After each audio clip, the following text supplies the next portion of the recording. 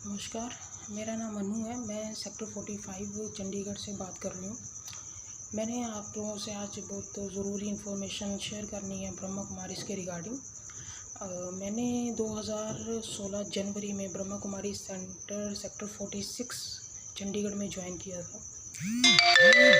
And joining के मतलब 5 या 6 साल तक मैं एज अ फॉलोवर वहाँ क्लास के लिए गई।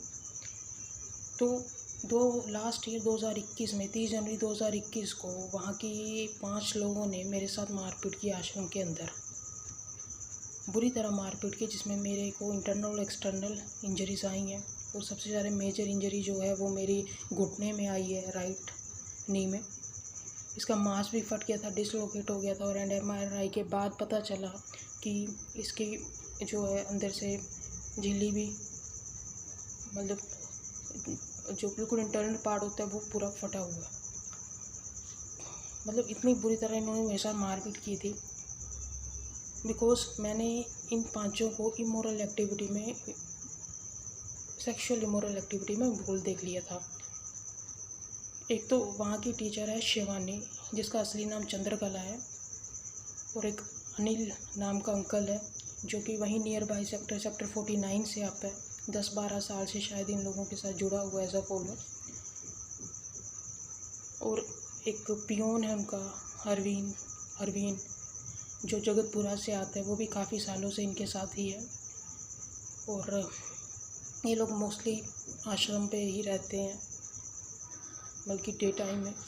एंड वो जो टीचर शिवानी है, जो चंद्रकला है, वो तो टीचर ही है, वो तो वहीं पे रहती है परमानेंट, सेक्टर 46 के सेंटर पे।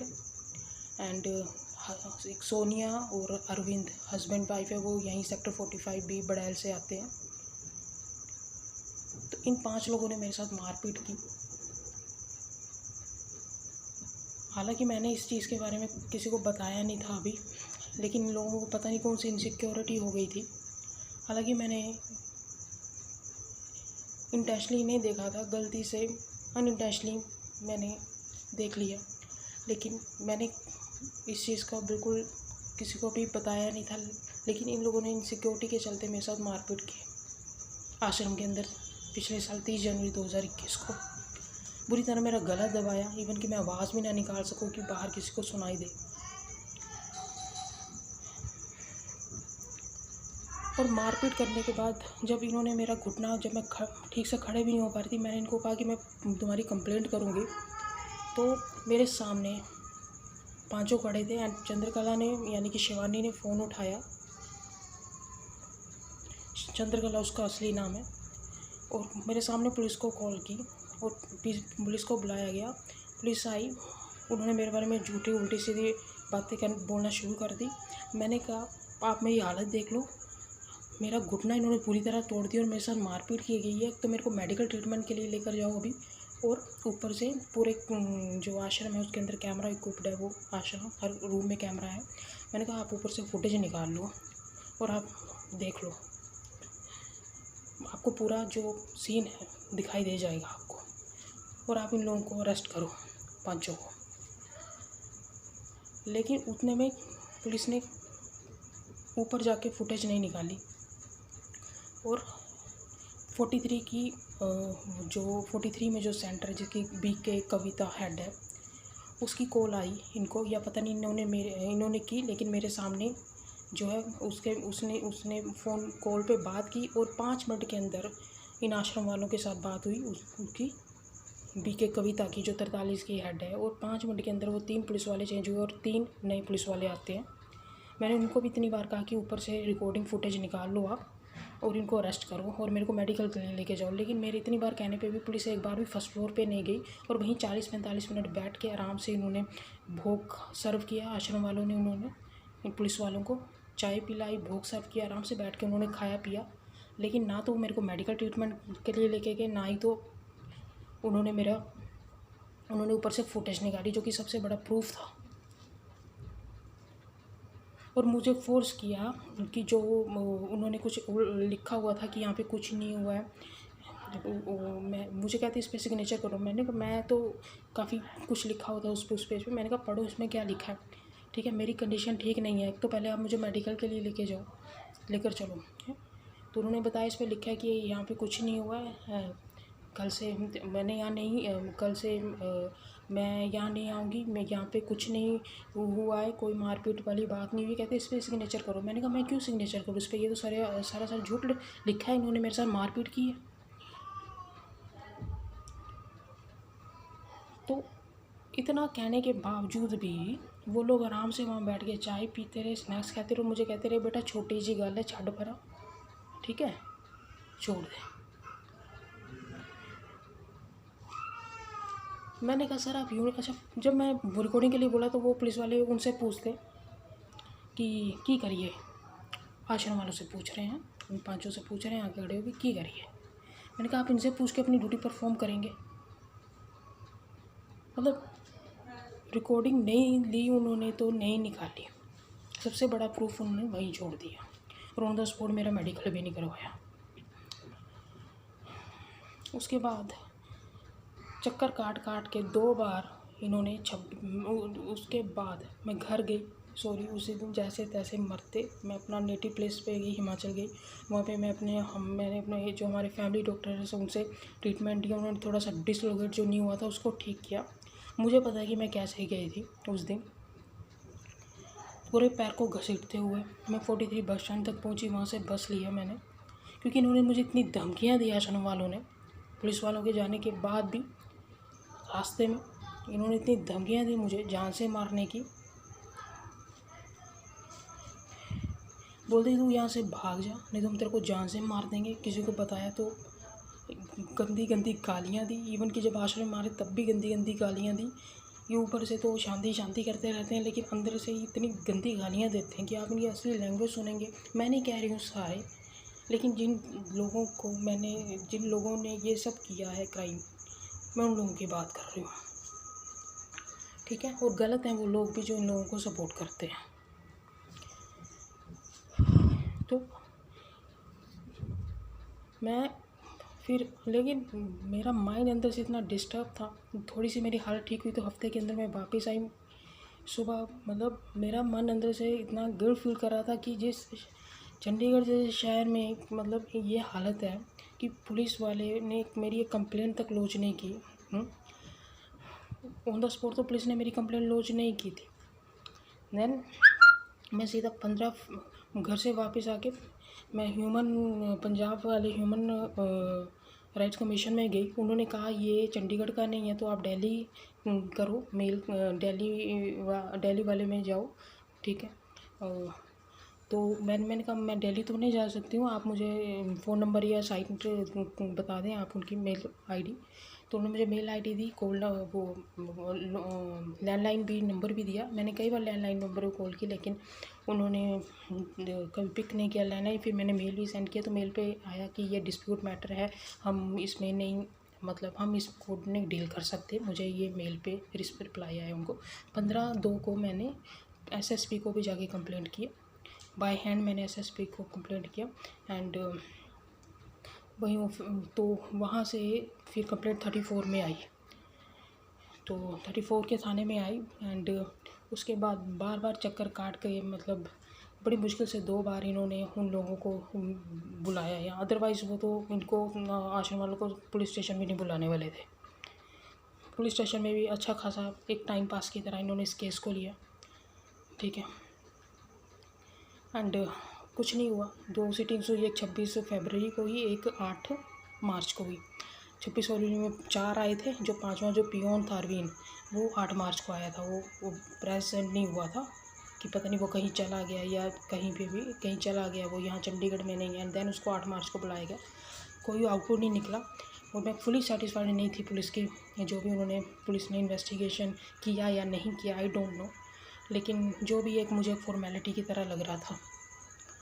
और जो हमने उस दिन बयान दिए 26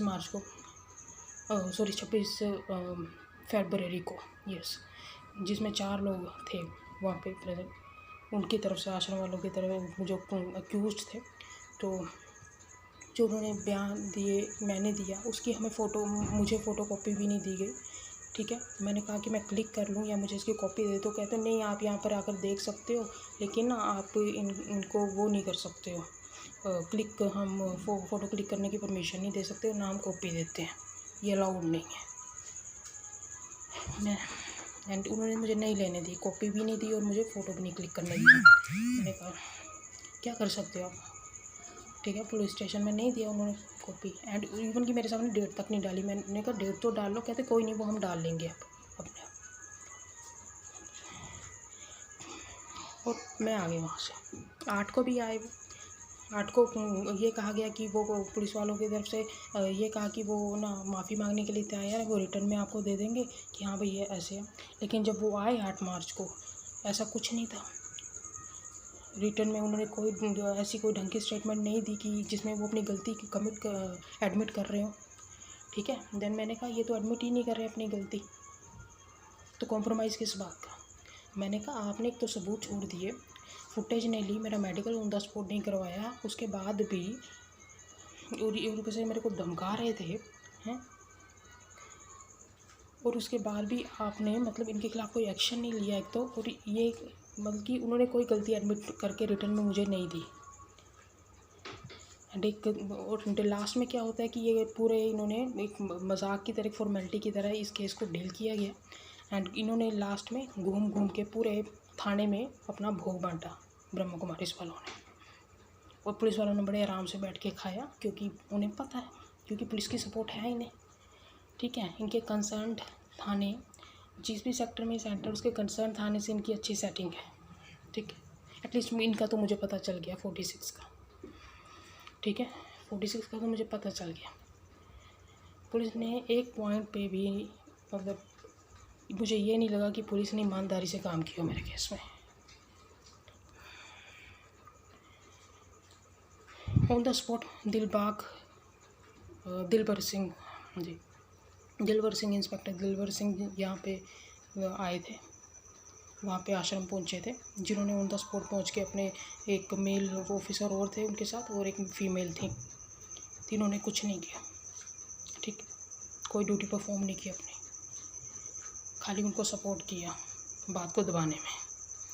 और यहाँ भी 6-7 महीने तक मेरा केस यहाँ लटका के रखा पुलिस वालों ने, ना तो पीछे भेजा ताकि मैं री इन्वेस्टिगेशन कर सकूँ। री इन्वेस्टिगेशन के लिए मैंने बोला था, तो रीडर साहब वहाँ पे 9 सेक्टर में मैं कई बार मिली, उनसे कहते जब तक ये वापस नहीं आएगा हायरार्की में एसएचओ के पास, एसएचओ के बाद जब वहाँ पे एसपी जो बैठते हैं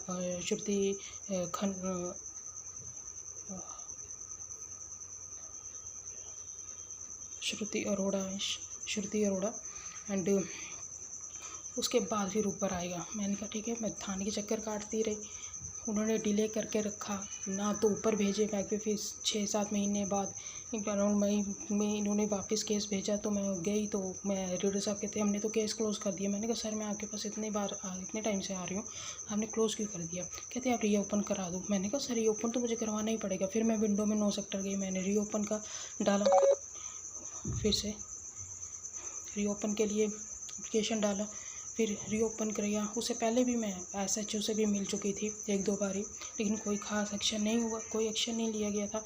अब ये रीओपन के लिए मैं फिर से 34 सेक्टर गई। रीओपन कर डालने के बाद मैं फिर से एसएचओ से मिली, रीडर साहब ने कहा आप मिलो वहाँ पे। मैं फिर से मिली, उन्होंने कहा ठीक है कोई बात नहीं, हम आपको बुला लेंगे, आप अपने आप बुलाएँगे कॉल करके जब हमारे पास आएगा केस। मुझे कोई कॉल नहीं आई, कोई री इन्वेस्टिगेशन नहीं हुई उस पर। फाइनली उसके बाद क्या हुआ, मैंने आरटीआई फ़ाइल के लिए अप्लाई किया, फिर डिस्ट्रिक्ट कोर्ट में गई। वहाँ जाके कोर्ट में जाके मैंने अक्टूबर केस के लिए वहाँ पे केस डाला इनके अगेंस्ट, क्योंकि पुलिस ने तो कुछ नहीं किया। फिर इंसान के पास क्या ऑप्शन बचती है, कोर्ट में जाना। कोर्ट में गई, फिर अक्टूबर में फिर ये फाइल हुआ सितंबर में। केस सितंबर में फ़ाइल हुआ एंड उसके बाद केस की डेट्स पढ़ने लगी एंड 1 साल हो गया। अब वो लोग कोर्ट तक नहीं आए, और अभी इस केस की जो नेक्स्ट हियरिंग है 1/9 को रखी गई है। हालांकि लास्ट डेट थी 6 जून। 6 जून को कहा गया था, जैसा आपने कहा था कि हम ऑर्डर निकालेंगे शाम को, इनको ऑर्डर निकाले जाएंगे, लेकिन उस दिन नहीं निकाले। शाम को 6 जुलाई को भी डेट थी, तो शाम को ऑर्डर नहीं निकाले उन्होंने। फिर 1/9 की डेट रख दी, तो 1/9 की डेट पड़ी है। एंड उसके अलावा उसके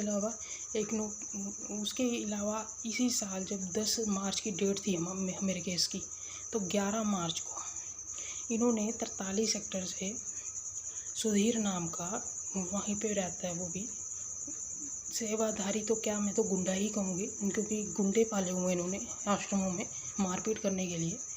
तो इन पे तो केस था।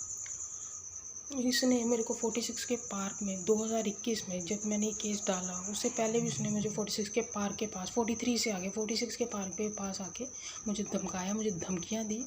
अक्टूबर महीने की बात है 2021 की, केस डालने के बाद 43 से बुलाया इन 46 वालों ने। उसने मुझे धमकियां दी। ऑन द स्पॉट पुलिस आई। पुलिस भी वही बुलाते हैं, ठीक है, और पुलिस इनको पूरा सपोर्ट करती है। मैंने कहा आप यहाँ आ ही गए हो, तो ये मुझे फॉलो कर रहा था बड़ी देर से, ठीक है। एंड इसने मुझे भी धमकियाँ दी है, मेरे को जान से मारने के लिए। क्या है, मेरे घर वालों को गालियाँ दी हैं इसने। आप कंप्लेंट लॉज करो। पुलिस वालों ने कोई कंप्लेंट लॉज नहीं की। मैंने एसएसपी को रजिस्टर्ड कंप्लेंट भेजी, पोस्ट ऑफिस से रजिस्ट्री करवा के मैंने एसएसपी को वो भेजी, ठीक है। पुलिस ने उसके खिलाफ कोई एक्शन नहीं लिया। फिर इस साल जब 10 मार्च मेरे केस की डेट थी, सुनवाई थी, उसके अगले दिन 11 मार्च को उसी ने 43 से आगे 46 के पार्क में सुबह के टाइम मुझे मारा, बुरी तरह मारा, और उसी घुटने पे जानबूझ के मारा, राइट नी पे, जो कि इन्होंने पहले से जहाँ पे मुझे पिछले साल मारा हुआ बुरी तरह से, क्योंकि उनको पता है यहाँ पे पहले से उसको लगी हुई है ना, उसको चलने में प्रॉब्लम है। उसी पे जानबूझ के मारा, मुझे बार बार नीचे गिरा।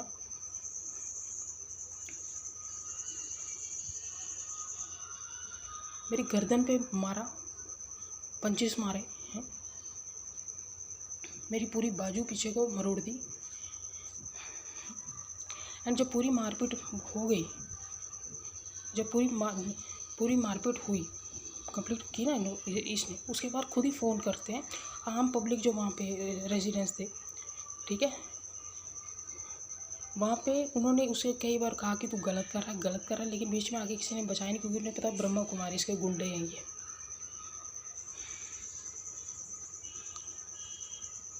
तो सबके सामने, और वो आश्रम वाले, क्योंकि आश्रम के लोग भी वहाँ आगे पार्क के पास आके झूठ बोल रहे थे। अच्छा, कॉल की पहले तो उन्होंने मारपीट पूरी ख़त्म करी। मैंने पुलिस वालों को कॉल की, लेकिन पुलिस वालों ने मेरी कॉल नहीं पिक की। पूरी मार के उसने खुद मेरे सामने, उस गुंडे ने, उस सुधीर ने, 43 का जो गुंडा है वहीं रहता है वो भी, मेरे घर वालों को गालियाँ दी, मुझे गालियाँ दी, मुझे जान से मारने के लिए कहा। और दोनों बार, जब पहले भी आया था अब भी, मेरे को कोर्ट केस वापस लेने की धमकियाँ दी लगातार कि मैं कोर्ट केस वापस लूँगा। मैंने कहा कोर्ट केस तो मैं वापस नहीं लूँगी, चाहे तुम मेरे को जान से मार दो, तुमने गलत किया है तो तुम्हें जेल जाना पड़ेगा। तो police I on the spot. मेरी बुरी हालत थी, पूरी जैकेट मिट्टी से भरी हुई थी, एंड पूरे में हाथों छिले हुए थे उंगलियां, एंड मेरा पूरा घुटना इसने दोबारा से डैमेज कर दिया था जितना इम्प्रूवमेंट हुआ था। मैंने कहा मेरे को मारा इन्होंने। पुलिस वाले कहते हम कैसे मान लें। मैंने कहा फुटेज निकाल लो, सारे रेजिडेंशियल एरियाज़ के सामने है ना पार्क, आप सभी रेजिडेंशियल इतनी कोठियाँ हैं, आप यार यहाँ कैमरे लगे हुए हैं, आप देख लो, सारा पार्क तक जाता है वो व्यू, निकाल लो, आप फुटेज निकाल लो। पुलिस वालों ने नहीं लिखा ना, मुझे मेडिकल के लिए लेके गए। और जब जो लोग आम जो पब्लिक थी ना, वो कह रहे थे मारा है। पुलिस वालों ने उन्हें डरा के पीछे कर दिया, उन्हें गवाही तक नहीं देने दी आम सिटीजन्स को। और जो गुंडे हैं ना, ये आश्रम के, जो उन्हें सपोर्ट करते हैं, गलत लोग, उन्होंने सबके सामने बोला कि किसी ने नहीं मारा, जबकि मेरी हालत से साफ पता चल रहा था। और पुलिस वाले वहाँ खड़े टाइम पास करते रहे और आश्रम के अंदर जाके बैठ गए, लेकिन ना मेरे को मेडिकल के लिए लेके, यार इन मेडिकल के लिए तक नहीं लेके गए हॉस्पिटल। इनको क्यों दी हैं सरकार ने गाड़ियाँ, ना फुटेज निकाली, ना मेडिकल के लिए लेके गए। मैं खुद उसी हालत में एसएसपी के पास गई, पहले return complaint the, by hand. उसके बाद सीधा 32 गवर्नमेंट हॉस्पिटल गई, अपना मेडिकल करवाया, फिर घर आई शाम को। और इतना डिसअपॉइंटेड थी मैं, बल्कि चंडीगढ़ पुलिस के इतने बुरे हाल हैं ये मैंने खुद देखा अपनी आंखों से। ठीक है, इतनी थर्ड क्लास मतलब सर्विस, मतलब एक आम इंसान की, आम सिटीज़न की आप सुन ही नहीं रहे हो। मतलब कि ये पावर और पैसे वाले लोग, इसका मतलब वो गुंडा सुधीर वो सरेआम कह रहा था, जा जिसके पास तूने जाना है जा, जिस एसएसपी के ऑफिस जाना है जा, जिस मर्जी के पास जा। और सरेआम उसने मेरे को मारा। पब्लिक ने देखा, पब्लिक को पता है छठे हुए गुंडे हैं ये, लेकिन कोई किसको बोलने नहीं दिया, पुलिस ने किसी को नहीं बोलने दिया, डरा के पीछे कर दिया।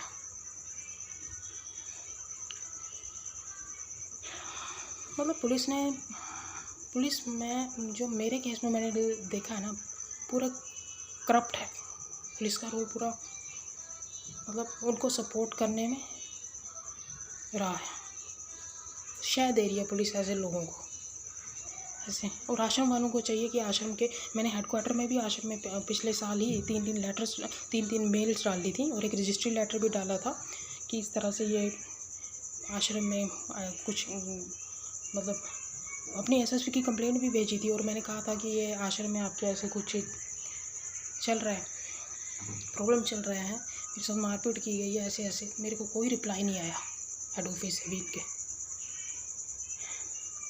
कोई रिप्लाई नहीं आया। न्यूज़पेपर्स में भी जाके मैंने पिछले साल ही देखा, किसी ने नहीं, कोई छापने को तैयार नहीं हुआ इनके अगेंस्ट, कोई नहीं, कोई इनके खिलाफ मीडिया में भी छापने को तैयार नहीं। मतलब एक आम इंसान कहाँ जाएगा, बल्कि ये लोग गुंडे हैं, ये कुछ भी करेंगे शांति के नाम पे। ये शांति क्या देंगे किसी को, इन्होंने तो शांति फैला रखी है। अंदर से ये लोग इतने फ्रस्ट्रेटेड होते हैं, गालियाँ इनको इतनी आती हैं।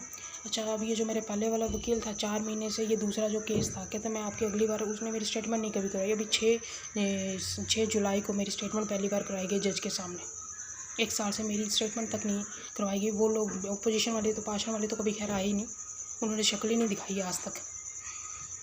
और जो मेरे वकील ये जो दूसरी बार मारा, मैंने कहा सर मैं इसकी वीडियो डाल दूँ। मैंने 10 मार्च को ही, जब मेरे साथ मारपीट की गई, मैंने 11 को वीडियो शूट की एंड मैंने कहा सर मैं वीडियो डाल दूँ। तो मेरे वकील क्या कहते हैं, मैडम अगर आपने वीडियो डाली ना, मैं आपका केस छोड़ दूँगा। कैसे अनपढ़ों जैसी बातें कर रहे हो आप, आपको अक्ल नहीं है, आपको सेंस नहीं है। मैंने कहा सर इसमें सेंस की क्या बात है, मेरे साथ मारपीट हुई है तो वीडियो क्यों नहीं डालूँ मैं सोशल मीडिया पे। कहते मैडम मैं तो केस छोड़ दूँगा आपका, सोच लेना आप। मुझे इतनी नो हाउ नहीं थी, मैं फ़र्स्ट टाइम ये पुलिस में और मतलब ये कोर्ट कचहरी के चक्कर में पढ़ना पड़ा है मुझे इन लोगों की वजह से, ऐसे गुंडे वाली लोगों की वजह से। अरे भाई, इन लोगों को भी चाहिए, ब्रह्म कुमारी वालों को, कि बीच में जो इनके लोग ऐसे गुंडे भर्ती हुए हैं इनको बाहर निकालें। उल्टा इनकी गलतियों को छुपाया जाता है अपनी इमेज बना के रखने के लिए। अभी फ़ैन स्लो कर रखा है मैंने, नहीं तो आप लोगों को फ़ैन की आवाज़ आई। मैंने ज़्यादा, बल्कि मुझे वीडियो बनाना इतना आता नहीं है, फर्स्ट टाइम मुझे बनानी पड़ी है वीडियो। और मैंने कभी सोचा नहीं था कि मुझे 5 साल 6 साल चलने के बाद इस तरह की वीडियो कभी बना के डालनी पड़ेगी। बट अब बहुत हो गया, क्योंकि 1.5 साल हो गया, मेरे घुटने की प्रॉब्लम अभी तक है, मैं सफ़र कर रही हूँ उससे। और पता नहीं ये डिफेक्ट ठीक होगा कि नहीं, ऑपरेशन के बाद भी ठीक होगा कि नहीं होगा, आई डोंट नो, बिकॉज नी का प्रॉब्लम है। मतलब आप दूसरे इंसान को किसी भी लेवल तक स्पॉइल कर दो उसकी ज़िंदगी को।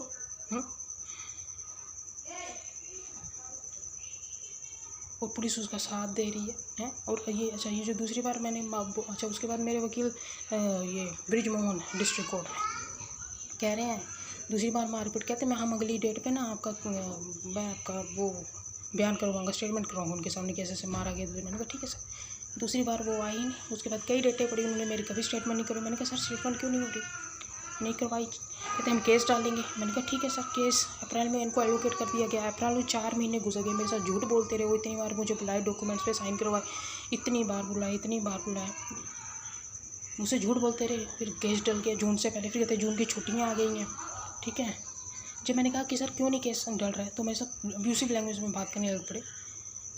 मैंने कहा सर अगर आपको ब्रह्म कुमारी की तरफ से कोई प्रेशर आ गया है या कुछ ब्राइब मिल गई है तो आप सीधा बता दीजिए, मेरा केस छोड़ दीजिए। और मुझे बार बार पे ये कहते रहे अगर डाल दो मैडम, ज़्यादा सवाल मत पूछो मुझसे, ठीक है मैडम, आप बार बार केस के लिए मत काटो, मुझे पता है। मैंने कहा सर 4 महीने उनको आप हमारा केस ही नहीं डाला और आपने मेरी स्टेटमेंट भी नहीं करवाई है दूसरे केस की। तो कह रहे मैं आपका केस छोड़ूंगा, मैं आपका केस छोड़ूंगा। मैं परेशान हो गई। मैंने लास्ट में मैंने कहा जुलाई में मैंने कहा छुट्टियों गर्मी छुट्टियों मैंने कहा सर जब अगले दिन मेरे साथ मेरा केस डलने वाला था 7 को, तो वो मेरे साथ एब्यूसिव लैंग्वेज में बात करने लग पड़े। मैंने कहा सर आप केस क्यों नहीं डाल रहे? कहते मैडम मतलब आपको क्या जल्दी है? मैंने कहा सर कितना 4 महीने हो गए आपने केस नहीं डाले, ना मेरी स्टेटमेंट करवाई है, मेरे को हर टाइम धमकियाँ मिलती रहती है। अभी आज क्या है, आज 17 अगस्त है, ये पीछे शुक्रवार को मेरे को दोबारा 45 सेक्टर में इनकी ये फॉलोअर रहती है, इसने मेरे को धमकियाँ दी, जानकर सभी मार्केट वालों के सामने मेरे को गालियाँ दी, मारने को आई, कोर्ट केस वापस ले। सारी हम गालियाँ बकी पूरी मार्केट में, यहाँ 45 में सब ने देखा उसे। और फिर कहते हैं हम सत्संग में जाते हैं, और गंदी से गंदी गालियाँ इनसे सुन लो। पूरी मार्केट ने देखा कि इनके लोग रास्ते में मेरे को धमकियाँ देते कोर्ट केस वापस लेने की। और ये ब्रिजमोहन वकील साहब कह रहे हैं कि आपको क्या जल्दी है। मैंने कहा सर आप डाल क्यों नहीं रहे केस? मेरे साथ अब्यूसिव लैंग्वेज में बात करने लग पड़े। मैंने कहा सर अगर आपको ब्राइब मिल गई है, ब्रह्म कुमारी ने आपको पैसे दे रखे हैं या कोई प्रेशर है तो प्लीज़ आप मुझे बता दो, फिर मैं तो आपका केस छोड़ूंगा। मैंने कहा सर इतनी टाइम से आप ये कह रहे हो मैं केस छोड़ूंगा। मैंने कहा छोड़ दो, अगर आप नहीं लड़ना चाहते हो तो कोई बात नहीं, छोड़ दो, आपने तो केस डाला तक नहीं है। देन उन्होंने केस छोड़ा। फिर दोनों केसेस मैंने फिर कहते आप डाल दो एप्लीकेशन लेटर LOT की, लेटर ऑफ टर्मिनेशन, मैंने डाल दी। लास्ट जुलाई में डाली मैंने डाली। एंड अब उसके बाद 15-20 दिन में 20-25 दिन में दोनों केसेस के हो गया। वो दूसरे वकील को मिल गए। तो अब ये पहले वाले केस की RTI फाइल मैंने सर को वापस दी थी। RTI फाइल मैंने SSP के ऑफिस से निकलवा के, केस से पहले जब पिछले साल सर को एलोकेट हुआ था ब्रिजमोहन सर को, मैंने उनको फाइल दी RTI फाइल नहीं मेरी वापस दे रहे हैं वो। महीना भर मैं बोलती रही एलोकेशन के बाद भी। फिर मैंने वहाँ के कोऑर्डिनेटर को भी कंप्लेंट किया। अभी पिछले हफ्ते मैंने रिटर्न में दे के आई हूँ फ्राइडे को। एंड मुझे अभी तक रिप्लाई नहीं किया। आज भी मैंने पता किया था, कहते वो मना करें उनके पास नहीं है, बल्कि जानबूझ के हरास करने वाली बात है। वो मेरी RTI फाइल तक नहीं दे रहे हैं, केस फाइल भी नहीं दे रहे हैं पहले केस की। दूसरा तो खैर उन्होंने डाला ही नहीं था, वो भी अभी नए जो लॉयर मिले उन्होंने पिछले ये लास्ट मंथ ही डाला है, लास्ट वीक में जुलाई में। मतलब हर जगह इतना बुरा हाल है करप्शन का। ऊपर से मुझे डरा के दिखा रहे हैं यार। पहले ही ब्रह्म कुमारी ने मुझे परेशान किया, उसके बाद पुलिस वाले करप्ट निकले। ब्रह्म कुमारी वाले गुंडे हैं बीच में हैं, पुलिस वाले साथ में गुंडों को शह दे रहे हैं। और जब बंदा वकील के पास आ रहा है तुम उसको इस तरह से हरास कर रहे हो, उल्टा धमका रहे हो, अब्यूसिव लैंग्वेज यूज़ कर रहे हो बंदे को डराने के लिए। ये मैं ब्रिजमोहन जी की बात कर रही हूँ, ठीक है, जो कि लीगल एड की तरफ से मुझे वकील दिए गए थे, ठीक है। उन्होंने भी हरास करने में कोई कमी नहीं छोड़ी। अब दोनों केसेस उनसे चले गए हैं, अभी दूसरे एडवोकेट को चले गए हैं। अब 1 सितंबर पड़ी है दोनों केसेस की डेट। लेट्स सी क्या होता है। बट यही कहना है मुझे कि मैं आपके साथ और भी वीडियो शेयर करूँगी, अगर कोई प्रेशर नहीं रहा मेरे पे तो बिल्कुल डालूँगी और अपडेट डालूँगी अपने केस की। एंड सपोर्ट चाहिए मुझे आप लोगों का यार। ऐसे लोगों को, ऐसे ये 43 का ये सुधीर जो गुंडा है, एंड ये जो 46 के जो 5 गुंडे हैं, इनको तो जेल में होना चाहिए। शांति के नाम पे लोगों को बेवकूफ़ बनाते फिर रहे हैं। शांति भी भंग कर रही है और फिज़िकली भी दूसरों को इतना सीवियर इंजरीज से सफ़र करे इंसान इतने टाइम से। मतलब ये तो गुंडागर्दी की हद है। तो प्लीज़ इस वीडियो को शेयर करें और ज़्यादा से ज़्यादा सपोर्ट करें, एंड आगे भी मेरे वीडियोस आते रहेंगे, और जो भी है मेरे इस केस के रिगार्डिंग मैं और भी वीडियोस अपलोड करूँगी। और जो मैंने 10 मार्च को इसी साल जो वीडियो जब मैंने बनाया था मैं वो भी डालूँगी। जो मैंने शाम को अपने वकील से पूछा था कि सर मैं वीडियो डाल दूँ, तो उन्होंने मना कर दिया था कि मैं आपका केस छोड़ दूँगा अगर वीडियो डाला तो सोशल मीडिया पे, वो भी मैं डालूँगी। ठीक है, थैंक यू। प्लीज़ इस वीडियो को शेयर करना ताकि पब्लिक सपोर्ट मिले, एंड यही है रिक्वेस्ट है कि ऐसे छेहों के छेहों को जेल में डालना चाहिए, कि जब इनको फिज़िकली इस तरह की जो सफ़र करते हैं ना उस इंसान को पता होता है। आज जब इसकी हेल्थ ठीक ना हो इंसान की, मैं नी से 1.5 साल से बाकी इंजरीज भी थी, गले पे थी, गला दबा के रखा था, एंड मारने की कोशिश की गई थी। ठीक है, अभी भी आते जाते धमकियाँ देते हैं ये आसन वाले लोग को केस वापस लेने के लिए।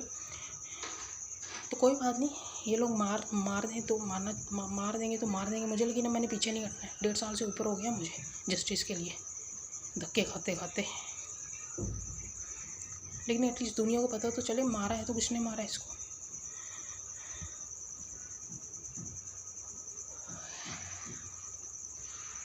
चलिए, थैंक यू। इसको वीडियो को शेयर करना प्लीज़, थैंक यू।